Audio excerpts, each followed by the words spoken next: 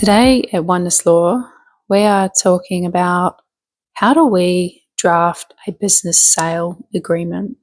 We're going to give you a little bit of a glimpse, a little bit of a behind the scenes into the process that we would usually go through. And, a well-drafted contract, it isn't just a document about the deal. It really is something in which we're trying to align with your values, your outcomes, and it can supposed to protect you or at least minimize your risks should something not quite go to the intended plan. So, first up, we're meeting with you, we're talking with you about what are your goals, what's important to you, and we're understanding the commercial deal in itself. So that is looking at, are you selling just the business assets or are you selling shares in the company, that are being transferred? So looking at either one of those, most of the time in Queensland, people are selling the business assets. So we're then typically documenting things like plant and equipment, stock, intellectual property, and goodwill.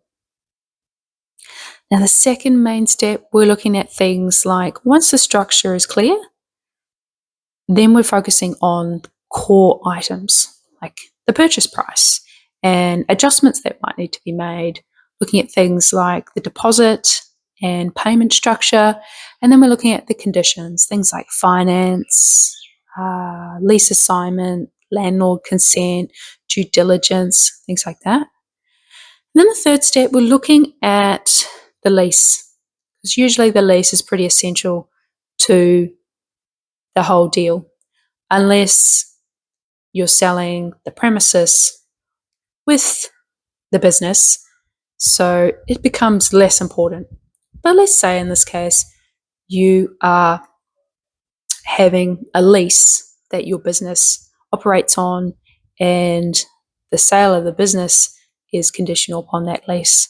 So we're looking at whether the buyer is taking on the assignment lease. We're looking at landlord consent.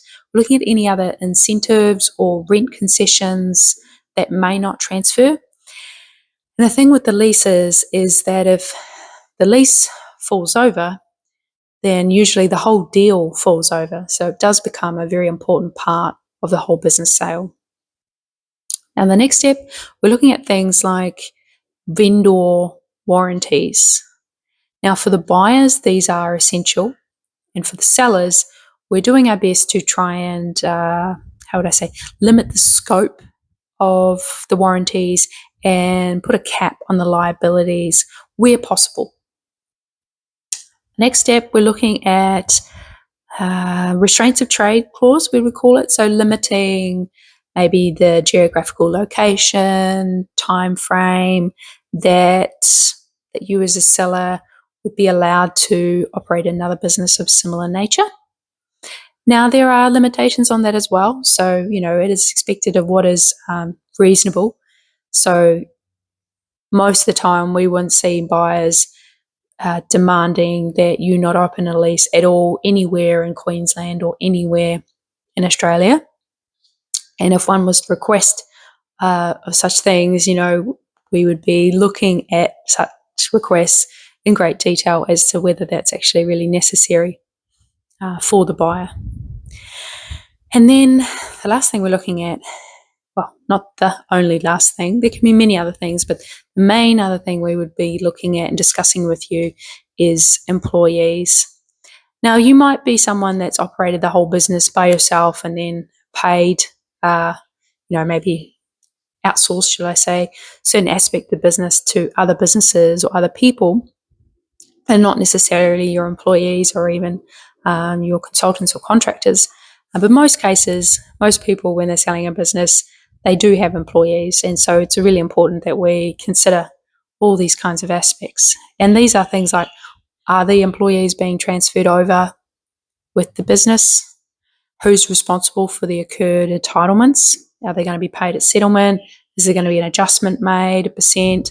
Most I would say standard REIQ commercial sale agreements have a 70-30 split, but we can change that, and we can also draft a whole completely different commercial sale agreement as well. We don't just have to stick to the REIQ format if the buyer is agreeable to that. And also, whether the buyer is recognising prior services as well with the employees. So mistakes can often lead to unexpected liabilities, and so this section needs to be done so precisely. Excuse me. So getting it right in Queensland means understanding not just the contract itself, but also how it interacts with leases, property law, and practical realities of the business. Excuse me. And if you're looking at selling a business in Queensland very soon, get in contact with us. We'd love to have that conversation in conjunction with your accountant and your financial planner. And let's get down to the gritty little parts of all of that so that we can make sure that you're selling your business in the right way for you and also in alignment with what your needs are. You can contact us on our website, www.onennesslore.com.au, or our email address, info@onennesslore.com.au.